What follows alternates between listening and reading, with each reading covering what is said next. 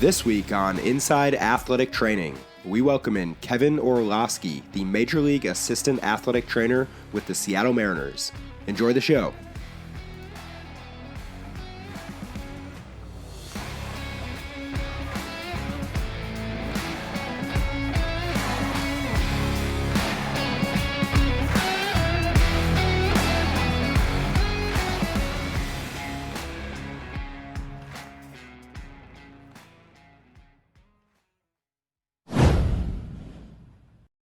All right, Kevin, super excited to have you on the Inside Athletic Training podcast for episode number 75.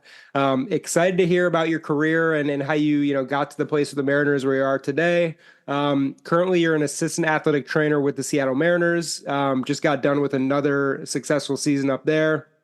Obviously have a huge role with the club and with the athletic training staff, and we'll talk all about that. First on the show, we always like to kind of give some background to our listeners about our guests. So let the listeners know where you're from, what sports you were into growing up, and also kind of where you found a passion and an interest in athletic training. Hey, Sam, appreciate allowing me to be on the podcast. I'm actually from a small town in the western side of New Jersey, right around Clinton. Grew up there, lived there until I went to Scott College over in Ithaca. But as a kid, I played a lot of sports. Specifically, pretty much every season I played something different until, let's call it middle school, at which time I got bad at baseball, actually, because I couldn't hit anything off speed. And then I primarily focused on soccer and lacrosse because I could run around and I was a fast kid, at least on that side. Yeah.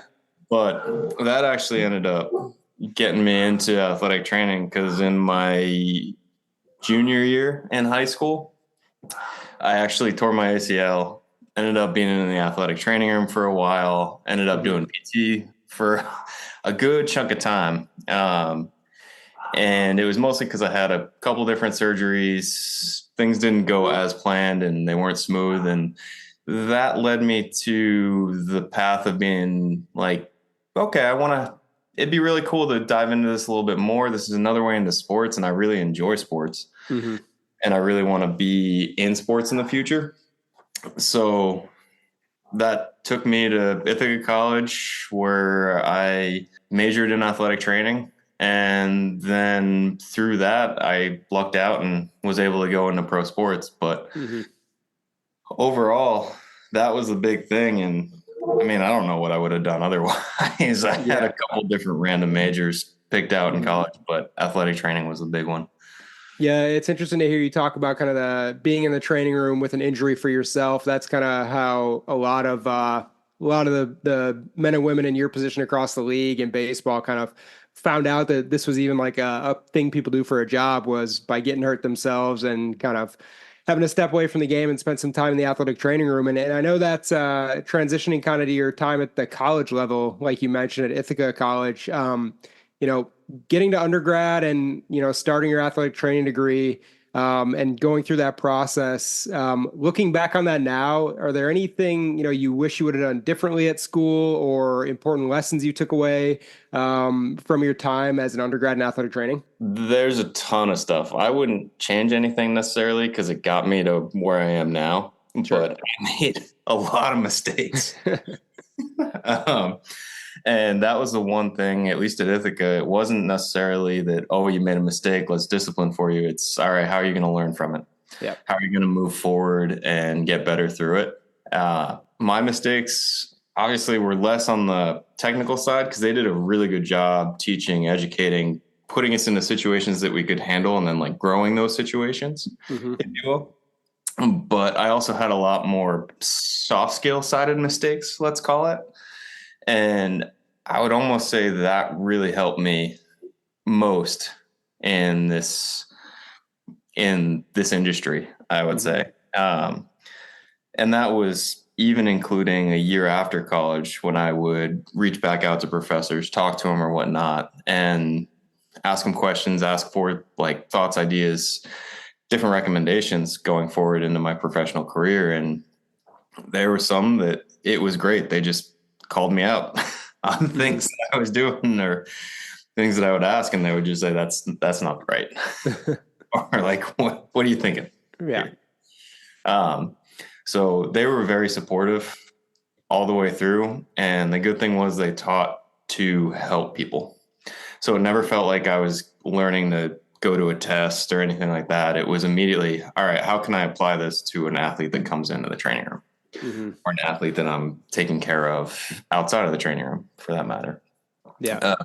But one of the other things that at least I guess I may have gotten credit for it, and I didn't realize it was a good thing at the time, but I ended up on my free time just in the training room, because there was a couple different training rooms. It was main campus at Ithaca, and they had all the sports there, but they also had some sites off campus at Cornell or outside. And some of those off campus sites were the best because we had a little bit of time, but then there was also some other, just let's call it journals, anything like that you could pick up and read on some of the time that there wasn't anything for us to do, and be like, oh, check this article out. This might help you with this injury that we're facing.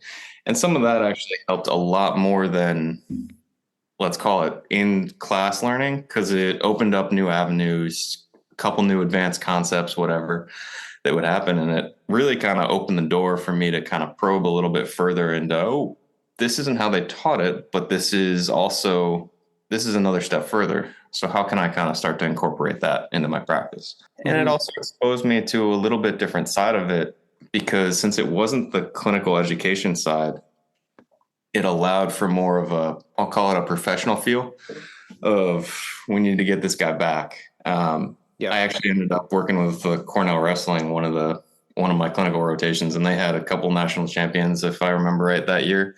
And it was just, how do we get these guys to make it through the season so they can go in? Yeah, that's super interesting. You know, a lot of the people I talk to in your position are, preach that you can learn everything in a textbook that you need to learn, but having a feel for how the actual profession works, and, just accomplishing the goal of getting people back onto the field or onto the mat or whatever that might be.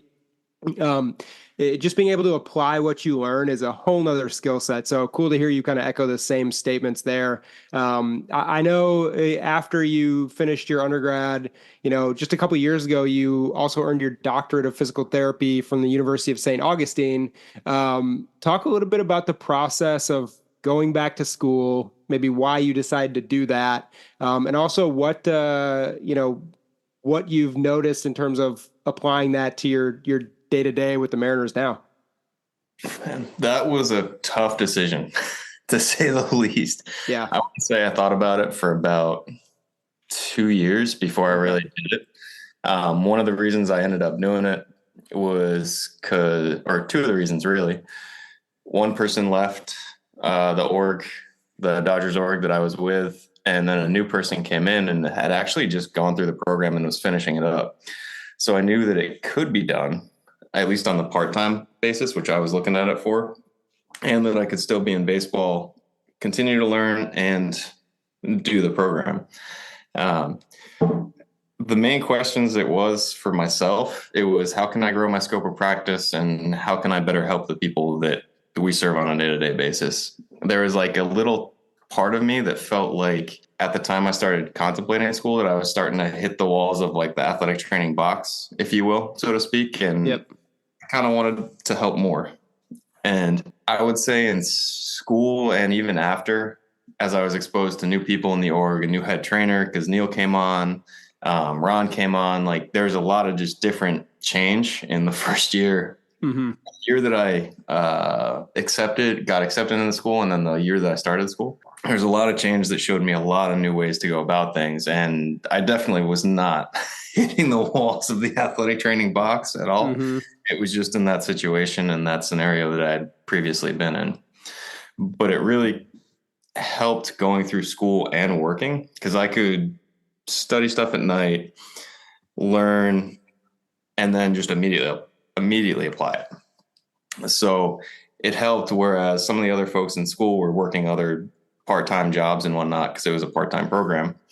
And we'd go to class on the weekend, a couple weekends a month, and then I'd have the weeks and the other weekends to just try some stuff out and at work. And it definitely helped, both from a skill set perspective as well as just trying to help other trainers, even because at that point I was the assistant medical coordinator and then the medical coordinator for the Dodgers. So it allowed me to just kind of help some people out a little bit more, or even give different thoughts and a different perspective to things.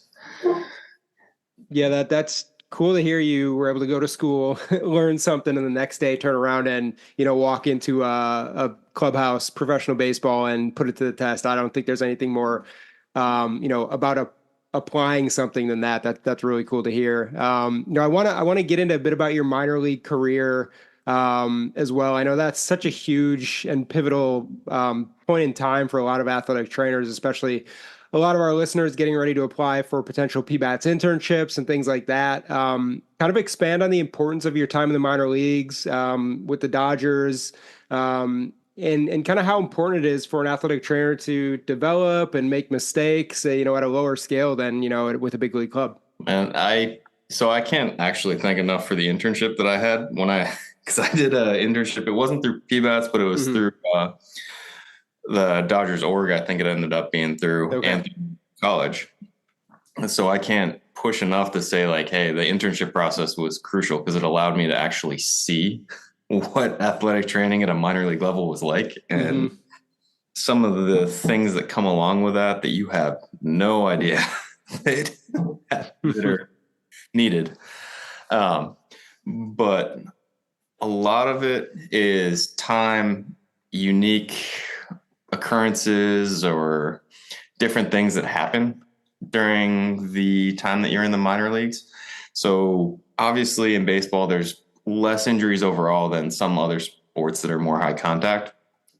But so it takes a little bit longer to see a lot more different unique things, but they do come in clusters.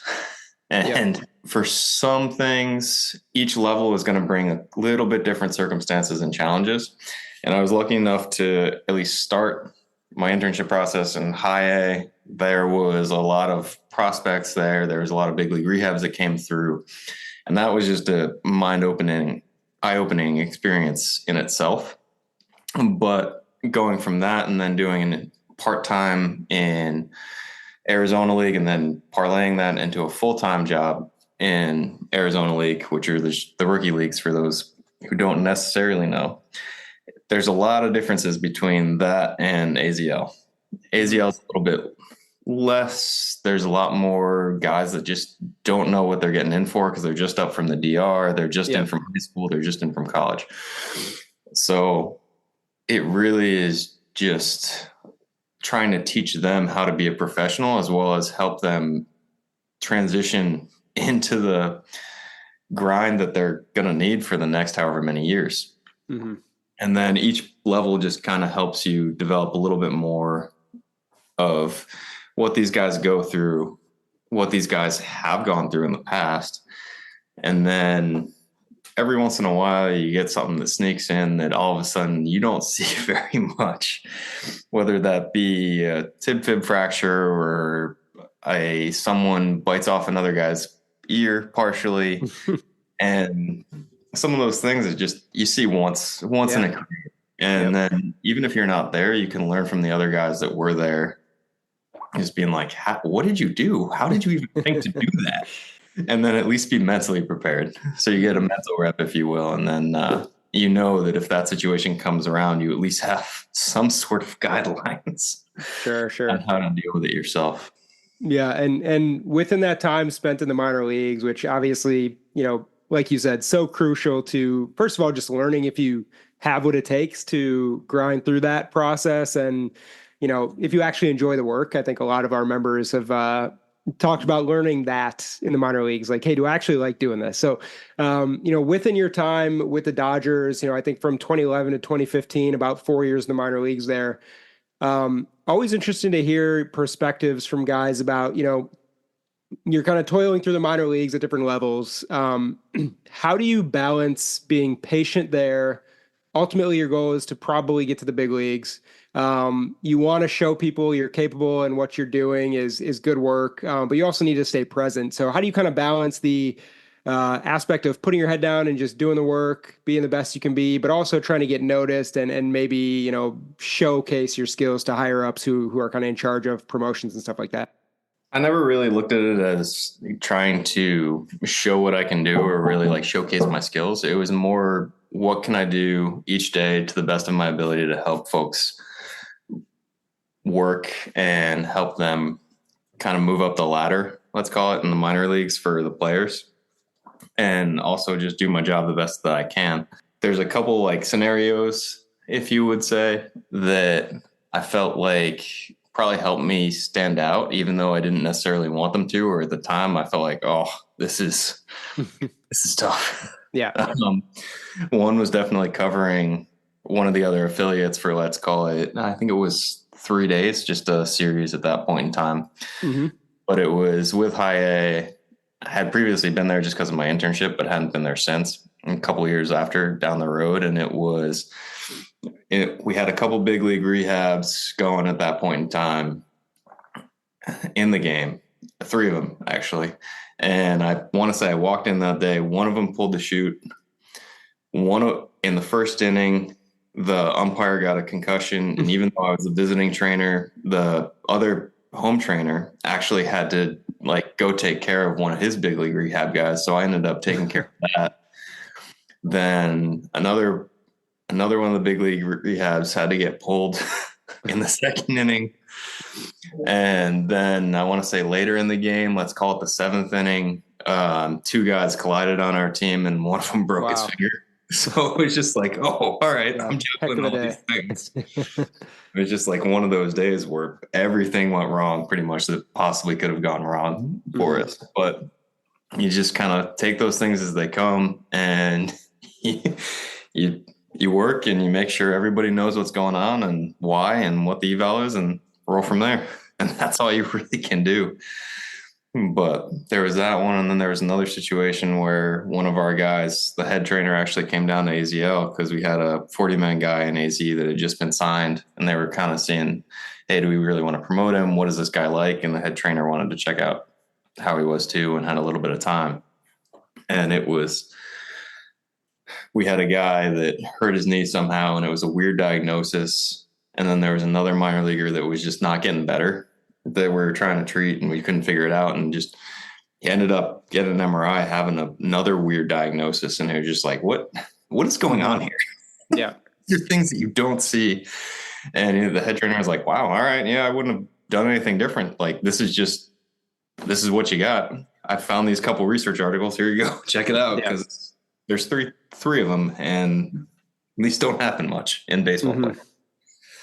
So it's just kind of, those things come along and you just take care of what you can and do the best that you can. And then if it just happens to be so, it happens to be so. Yeah. Yeah, very true. And after all that craziness that you just explained at the affiliate level and kind of figuring out what you're good at and how crazy the actual job is every day, you moved on to become the minor league medical coordinator with the Dodgers. It seems like a lot of men and women across baseball who, make it to the big leagues have spent a lot of time in that position.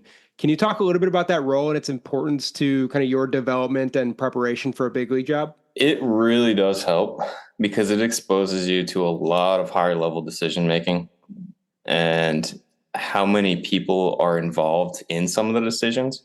So it's not just, all right, it's not just me, let's call it the pitching coach, the manager.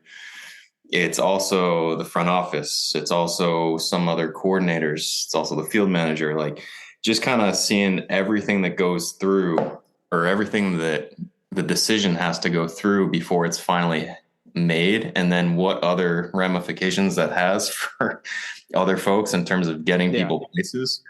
It's a huge learning opportunity, and it exposes you to ask better questions in the end. Because if you just went, for me, if I didn't know some of those other things and just went up to the big leagues, it would have been like, oh, why aren't we just doing this? That doesn't make sense.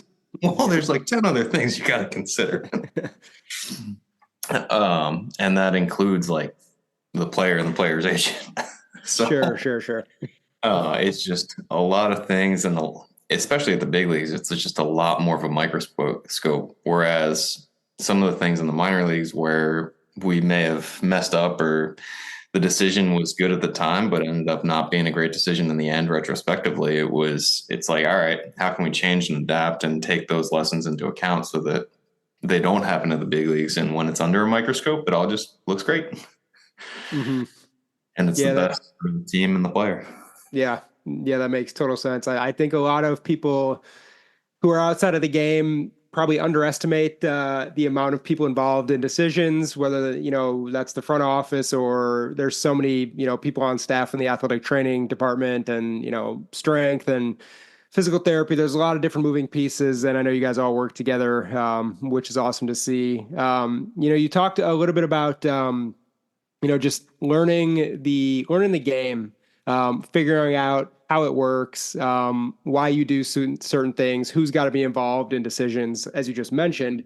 When you kind of broke into the big league or into the minor leagues, was there anybody specifically who you consider like a key role model within the organization or even outside of your own organization who kind of showed you the ropes and taught you about the day-to-day of how baseball athletic training actually works? Absolutely. It was actually looking back, it's super interesting because my internship was with Nancy Patterson. She's not in baseball anymore, but she was an awesome person to have to just like show me what was going on. She had to work really hard and she did a lot of things right. So it was very lucky, I guess you could call it, on my end, that I ended up doing an internship with her and got to learn from her. Between my internship and going back into baseball, like ending college career, I ended up actually going to one of the PBATS conferences, one of the big ones that's open to everyone. And looking back at it now, I want to say Ron may have spoke, Ken definitely spoke, some of the other team docs spoke, and just being exposed to some of those things to get other thought processes going, as well as being exposed to just different continuing education opportunities and different books that folks were reading at the time. It was huge. And that actually launched a lot of things for me of like, all right, I got to read because I am definitely nowhere near these folks. And if I want to get to that level, like I need to start getting better. So those folks definitely helped a lot. Not necessarily in the beginning of being someone who I could ask questions to, but someone that I could like look up to and say, hey, how did this person get here? And just kind of look at some of that. And as I went along, Sue Falsone was a head trainer with LA, and she was a great resource. She was awesome. Had another PT, Steve Smith. He was fantastic and just kind of would point me in the direction and just be like, go ahead, go learn, go make mistakes. And I'll try and help you avoid mistakes, but at the same time, I'm going to let you learn and go. So some of those people who really just kind of said, you gotta figure some stuff out, but we also trust you to go do your job. Though it was huge. Yeah. And give good feedback. Yeah. So. Cool to see that people in the athletic training world are, no one's scared to kind of let you go out on your own and make those mistakes. And I think learning trial by fire is one of the ways a lot of the people on the show have said has really made an impact on their career. So cool to hear the same from you there.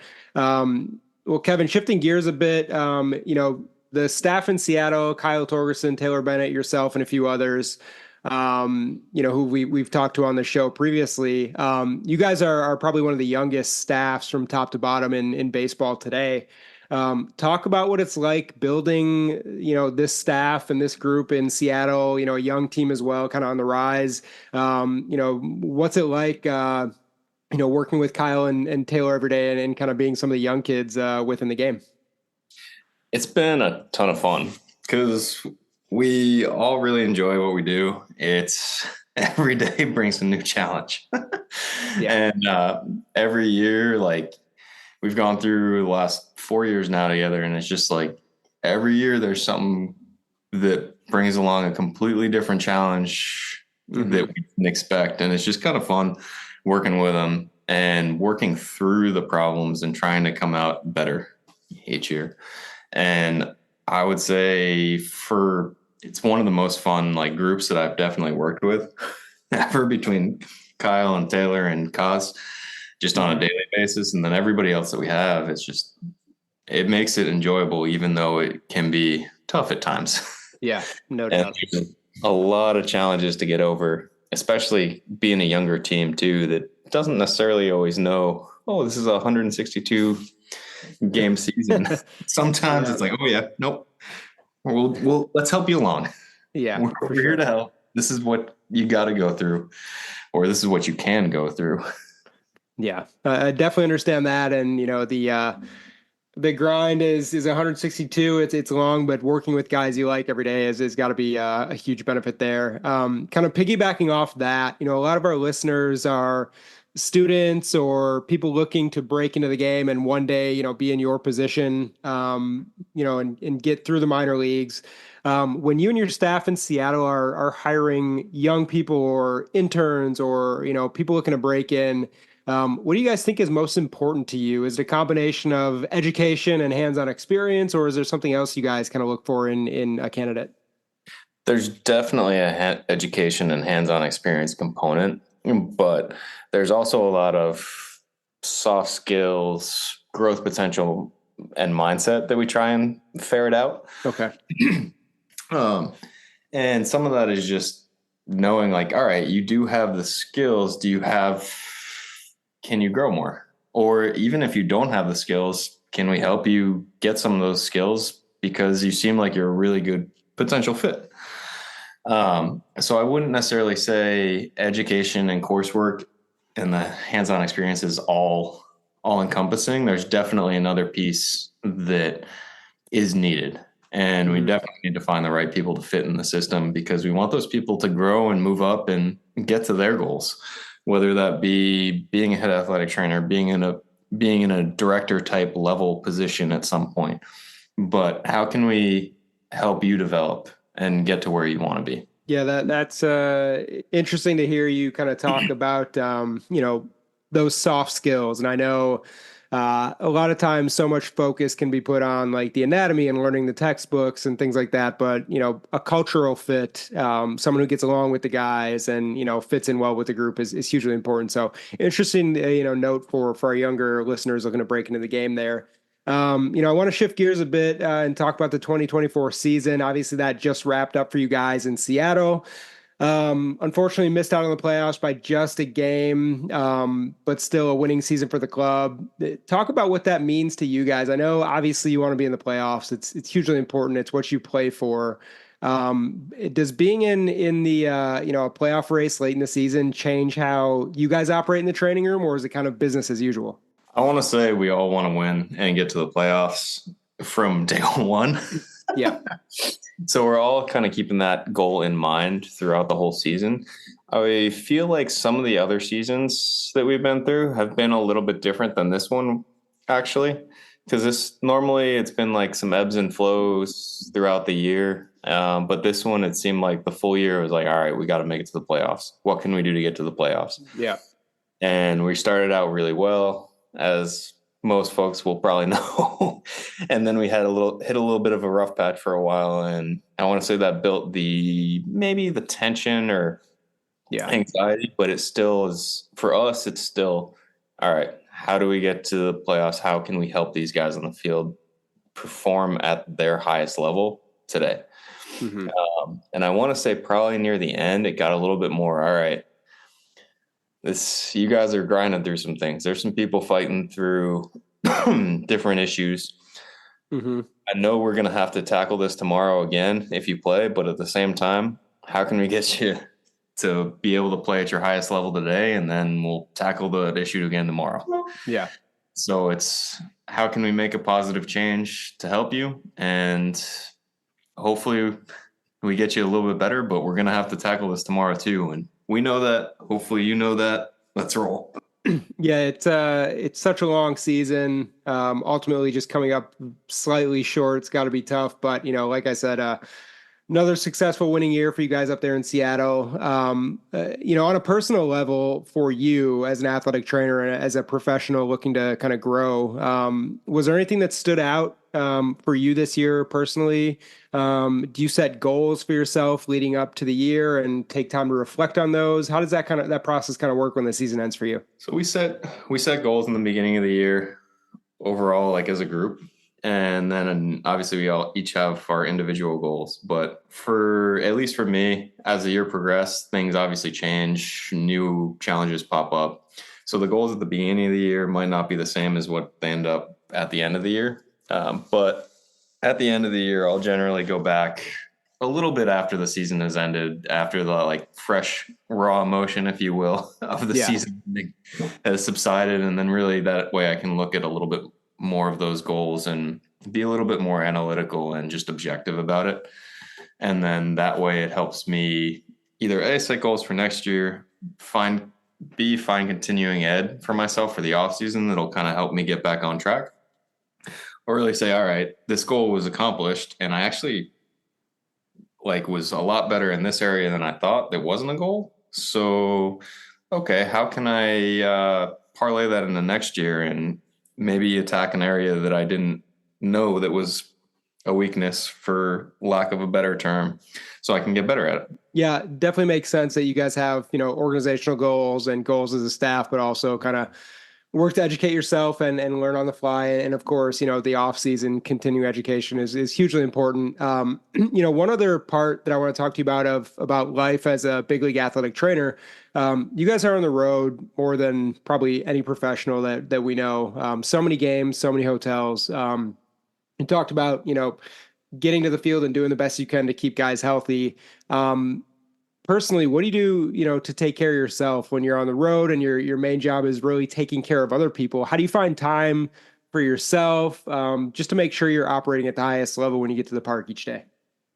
I actually have a fairly just consistent routine. Okay. That I've found has worked pretty well for me. Like I'll try and get up, let's call it, at the same time pretty much every day, because obviously going west to east on those days where we've traveled the night before and then Yeah. you wake up in let's call it New York, and it's 3 hours difference. You got in it, let's call it somewhere between 2 and 4 a.m. and it's just you're kind of sitting there, wake up and which city am I in? Where am I at? But I'll try and wake up, do a quick workout, grab coffee, wander a little bit, and just kind of let everything settle and really get some sun. Yeah. Just to kind of wake me up and help me acclimate to wherever we're at. And then I'll just try and find some little mom and pop places or whatever and just kind of check out some of the local coffee or food places in the morning. It just makes it a little bit more relaxed, let's call it, before I know that we'll pop on the bus and be in the stadium. And once we're at the stadium, it's just go time. So I'm there for everybody else and not for myself. So I take the little bit of time in the morning that we get and just try and make it my own experience and unique. Yeah. And for anybody that's been out to Seattle, when I came out to see you guys earlier this year, it is quite the trek no matter where you're coming from. So I'm not envious of, your guys' East Coast road trips. Got to be crazy amount of time spent on that plane, but obviously all for good reason.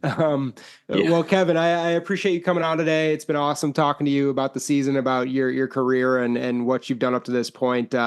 To wrap up today's episode, we're going to finish with a quick Q&A segment that we call Extra Bases here on the show. So I'm going to ask you 4 quick questions and kind of let you share some insight into some of your favorite things about athletic training and baseball in general. So we will start off at first base.